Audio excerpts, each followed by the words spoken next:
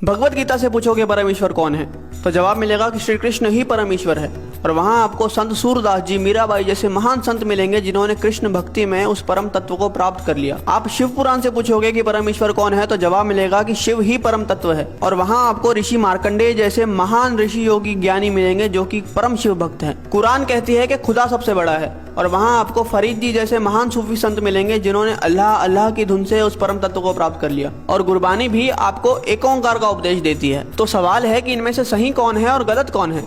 और जवाब है कि इनमें से सही तो सारे हैं, लेकिन गलत वो इंसान है जो इनमें से किसी एक पथ पे चलते हुए बाकियों का अनादर करता है, अपमान करता है। इसीलिए कबीर जी ने कहा था कि कबीरा कुआं एक है, यानी कि वो जो परमात्मा है वो एक विशाल कुएं की तरह है और पानी भरे अनेक, यानी कि हम और आप अलग अलग नामों से, अलग अलग स्वरूपों से उस भगवान को पुकारते हैं। लेकिन आगे कबीर जी कहते हैं कि भांडे ही में भेद है और पानी सब में एक। मतलब जो भांडा है यानी कि हम, भेद तो यहाँ पे है, क्योंकि आप इंसान को तो अलग कर सकते हो लेकिन भगवान को कभी बांटा नहीं जा सकता। अब प्याला चाहे सोने का हो या पीतल का, उसके अंदर जो पानी है वो तो अंत में प्यास ही बुझाएगा।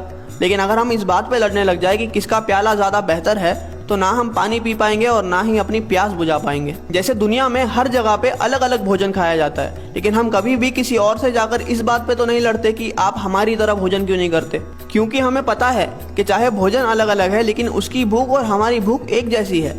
हो सकता है कि वो ब्रेड खाकर अपनी भूख मिटा रहा है और हम रोटी खाकर, लेकिन उसका असर जो हमारी बॉडी पे होगा वो एक जैसा ही होगा। इसलिए हमारी पेट की भूख तो मिट जाती है लेकिन हमारी परमार्थ की भूख कभी मिट ही नहीं पाती। हम लड़ने में इतने बिजी है कि हमें खाने की यानी कि उस भक्ति को अनुभव करने की फुर्सत ही नहीं है। कबीरा कुआं एक है और पानी भरे अनेक, भांडे ही में भेद है, पानी सब में एक।